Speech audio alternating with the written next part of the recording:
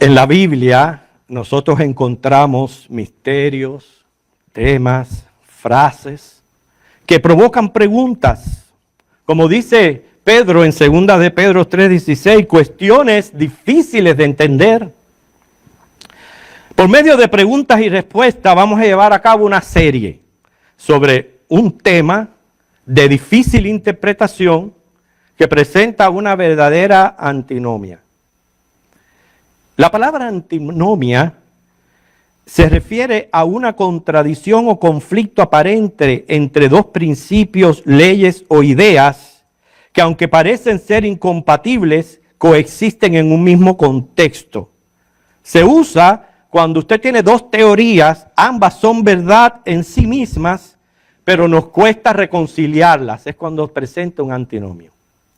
Repito, dos verdades que no podemos negar, se contradicen, aparenta contradicción, pero nos cuesta reconciliarla. Y se encuentra en Filipenses 2:13. Ese va a ser el texto que no solamente ha inspirado este mensaje, pero también la serie que vamos a llevar a cabo. Filipenses 2, versículo 13.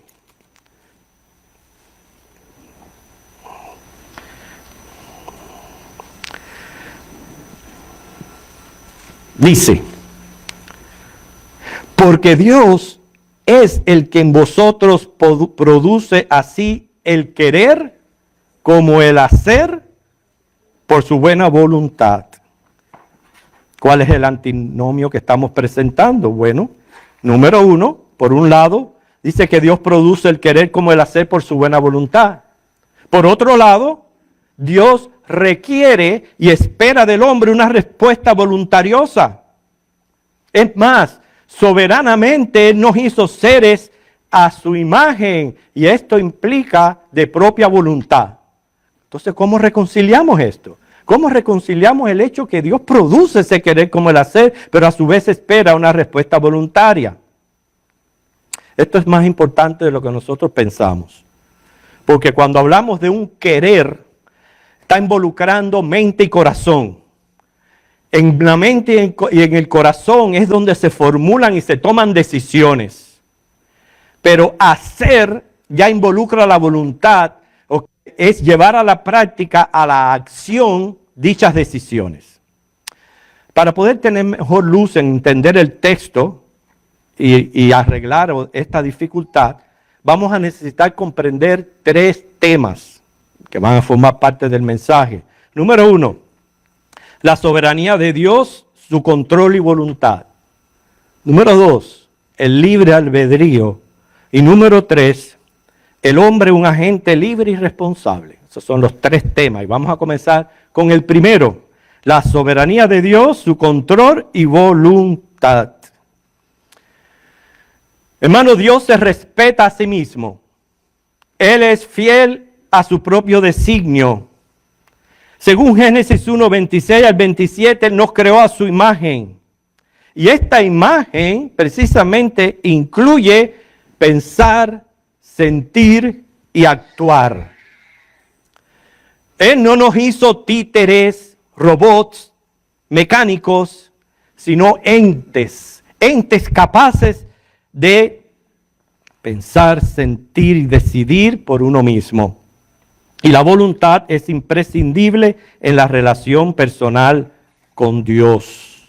Cuando se trata de Dios, su palabra, la religión, nuestro servicio, etc., absolutamente nada debe ser o hacerse ni por obligación, ni sujeción, coerción u obstinación.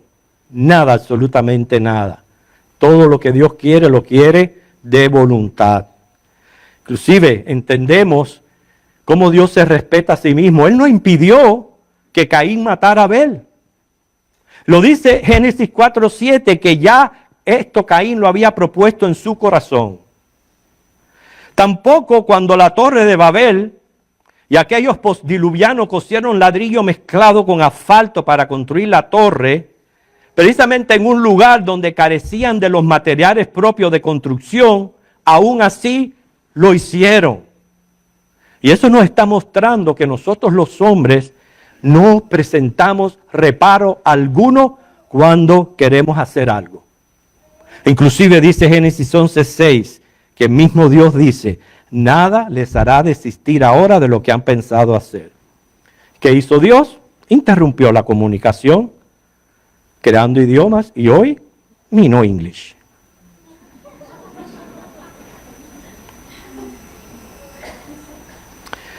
Hermanos, nosotros así nos comportamos. Cuando se trata de lo secular, siempre vamos a encontrar motivos, fuerza, tiempo, recursos. Pero cuando se trata de religión, me temo que algunos son mezquinos. No somos tan dadivosos, no estamos tan prestos. Pero lo que estamos tratando es como Dios es soberano y como soberano al fin respeta la voluntad del hombre porque sería respetarse a sí mismo. Cuando Dios único doblega al hombre es cuando se trata de cumplir su designio, su plan de formar el reino de los cielos. Porque en esto sí nada ni nadie lo podrá interrumpir. Así que espero que hayamos entendido ese primer punto, que Dios es absolutamente soberano. El segundo punto que les dije es acerca del libre albedrío. Les recuerdo el objetivo. Tratamos de entender ese asunto, cómo Dios produce el querer como el hacer por su buena voluntad, pero a su vez respeta la nuestra. Y para ello es importante entender el libre albedrío, que es un concepto que está implícito, pero no lo menciona la Biblia. Usted no lo va a encontrar en ninguna parte de la Biblia. Adán y Eva, que fueron los primeros humanos creados, en aquel estado de inocencia y santidad, tenían libertad de elección, de tomar decisiones, poder ejercer su voluntad, en hacer lo que es bueno, o sea, acoplarse, complacer la voluntad de Dios y mantener así una comunión santa con Él. Pero a su vez tenían la facultad de caer de ese estado, y eso es exactamente lo que es libre albedrío. Si a mí me pidieran dar un concepto de libre albedrío, sería elegir, permanecer o caer. Ese sería mi concepto.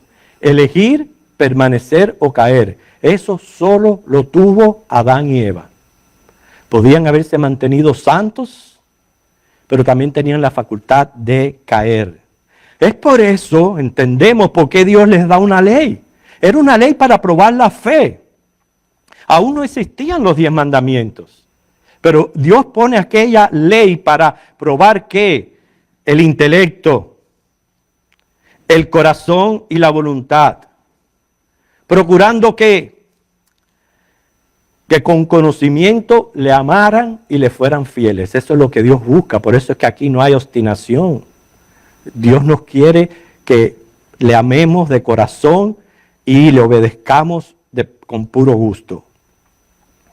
Él no nos quiere títeres, sino que nos relacionemos con Él con toda emoción. Por eso Él nos creó a su imagen y semejanza. Todos sabemos la historia, lo que ocurrió. Que en medio de aquellas decisiones que el hombre tenía que hacer, eligió la negativa. Pudiendo haber permanecido santos, cayeron de su estado de inocencia. No le creyeron a Dios cuando comieron del árbol. O sea que incumplieron aquella única ley que Dios les había dado. Escucharon la voz del enemigo y prefirieron creerle al diablo por sobre Dios. ¿Entienden ahora por qué perdieron el libre albedrío? Repito, aquella habilidad inicial de voluntariamente hacer lo que es espiritual bueno, complacer a Dios, mantenerse santo, así como caer de aquel estado. Muerto en pecado, no fue capaz por su propio esfuerzo de convertirse. Por tanto, su instinto fue esconderse. Fue Dios quien los buscó y los confrontó. Pero lo terrible de todo esto, hermano, es que desde ese entonces todo ser humano heredó esa naturaleza caída. ¿Y usted sabe lo que heredamos? El pecado. El pecado. ya no existe el libre albedrío. No hay un solo ser humano, por moralmente fuerte que se crea, que pueda mantenerse todos los días de su vida 24/7 sin cometer absolutamente ningún pecado. No lo hay. Ya no hay libre albedrío. ¿Entienden por qué? Ya no hay libre albedrío. Por eso ese concepto no lo va a encontrar en la Biblia. Porque desde el momento que Adán y Eva pecaron, ahí se perdió. Ahí se perdió. ¿Qué es lo que dice la Biblia? Romanos 3:23. Por cuanto todos pecaron, están destituidos de la gloria de Dios. Por eso solo Dios de su buena voluntad, por eso aquí está mencionando buena voluntad, puede regenerar al pecador, puede trasladarlo a un estado de gracia. ¿Cómo? ¿Obligando a la gente? No, sino por medio del Evangelio. Gracia de parte de Dios, fe de parte del hombre. Aquí nadie está obligado ni a recibir a Cristo, ni a ser un religioso. Es más, ahora mismo si a mí me diera la gana, me fuera por ir para allá. ¿Y quién me lo va a impedir? Y se acabó todo. Pero no, yo quiero estar aquí. Yo no estoy aquí por obligación. Yo no estoy aquí para quedar bien con mi hermano, con Z. No, yo estoy aquí porque quiero estar aquí. Eso es lo que me impulsa a mí a saber que el domingo es día del Señor, a arreglarme, a motivarme, a hacer todos los preparativos para estar presente en la casa del Señor. ¿Por qué? Por la buena noticia que tenemos, Romanos 6:23, la paga del pecado es muerte, más la dádiva de Dios es vida eterna en Cristo Jesús.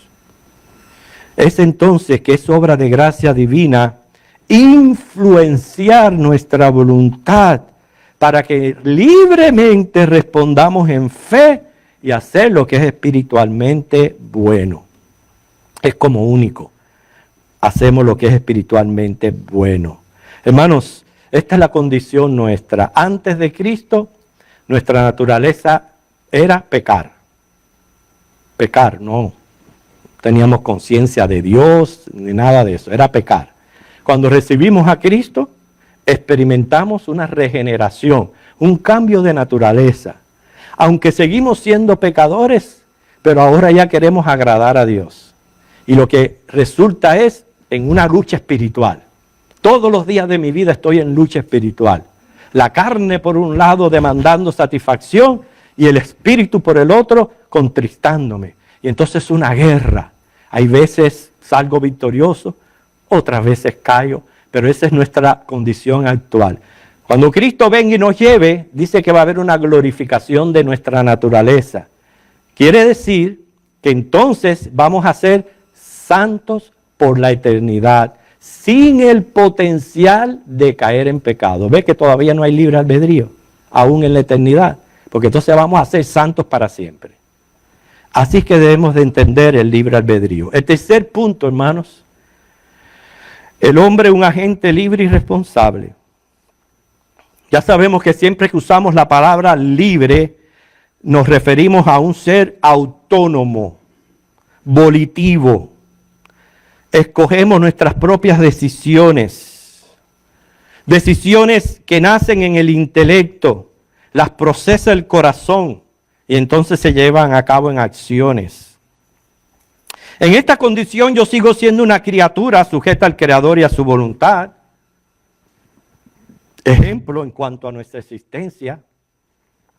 Pero Dios de su buena voluntad provee salvación, gracia y fe. Gracia de Dios, fe del hombre. Leamos un texto, 2 de Tesalonicenses 2:13. 2 de Tesalonicenses 2:13. Y por favor, al leer este texto, hágalo suyo, medite en él.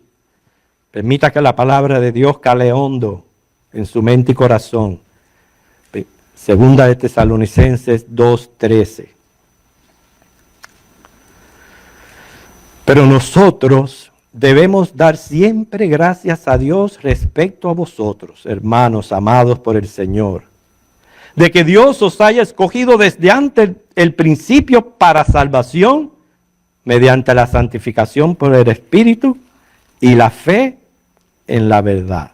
O sea que esto nos provee los medios en que Dios obra su buena voluntad, ese querer como el hacer, según los elementos básicos de la salvación, que es querer como el hacer lo que agrada a Dios. Ese querer como el hacer es impactado al arrepentirnos y gracias al nuevo nacimiento podemos tomar mejores decisiones.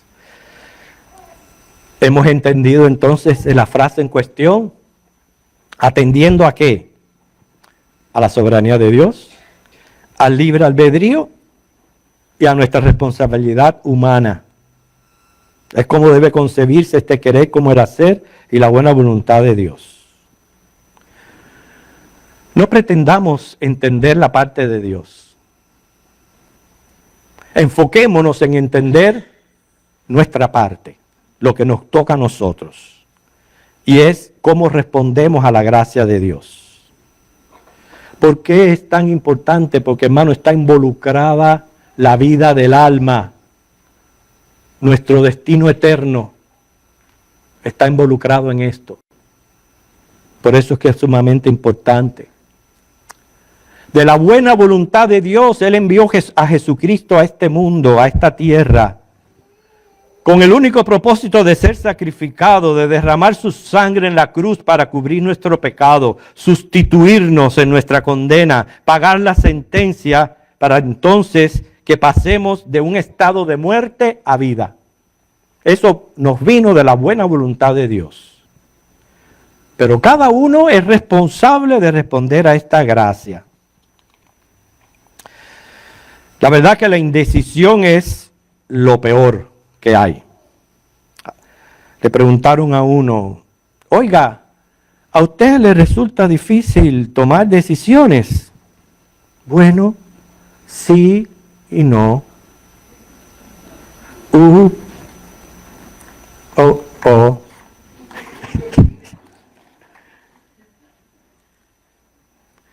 Porque de verdad que las decisiones son verdaderamente importantes.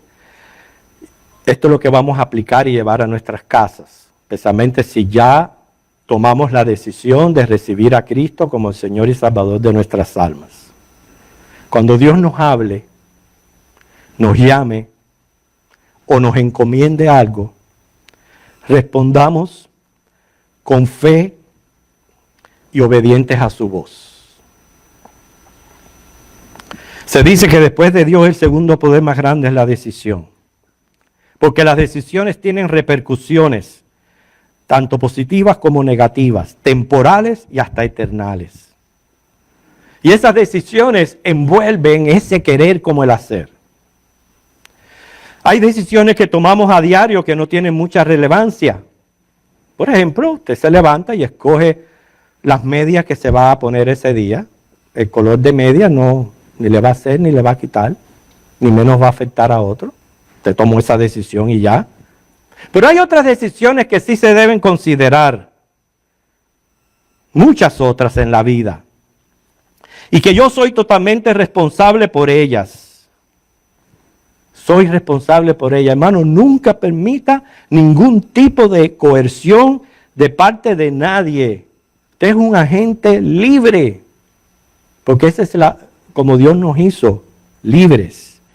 Y si Dios respeta mis decisiones, entonces que las respeten otros también. Se dice que su libertad termina donde comienza mi nariz. Pero usted puede pedirle a Dios mucha sabiduría para tomar decisiones correctas que no le afecten ni a usted, ni a su familia, ni a los demás. Entonces esta es la idea. La idea es que, fíjense, como que tenemos a un Dios que produce el querer como el hacer.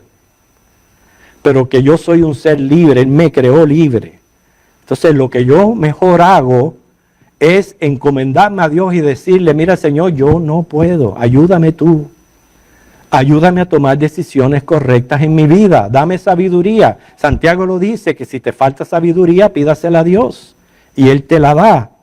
Y es ahí como entendemos que Él produce el querer como el hacer. Nunca es en contra de como Él nos hizo. La decisión de recibir a Cristo como Señor y Salvador es la más imprescindible en la vida porque está en juego el destino del alma. Además, a Dios daremos cuenta por nuestras decisiones, sean buenas, sean malas.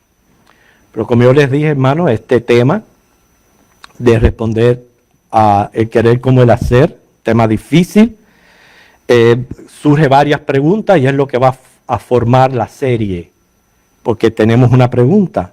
Entonces, ¿será correcto remunerar o retribuir al hombre si carece de libre albedrío? Tiene toda esta semana para pensar en eso. Si carecemos de libre albedrío, ya no tenemos. ¿Será correcto remunerar o retribuir al hombre? Bueno, lo vamos a responder en nuestra próxima serie. Pero ahora oremos, pidiéndole al Señor que nos ayude en la vida a tomar decisiones que sean sabias.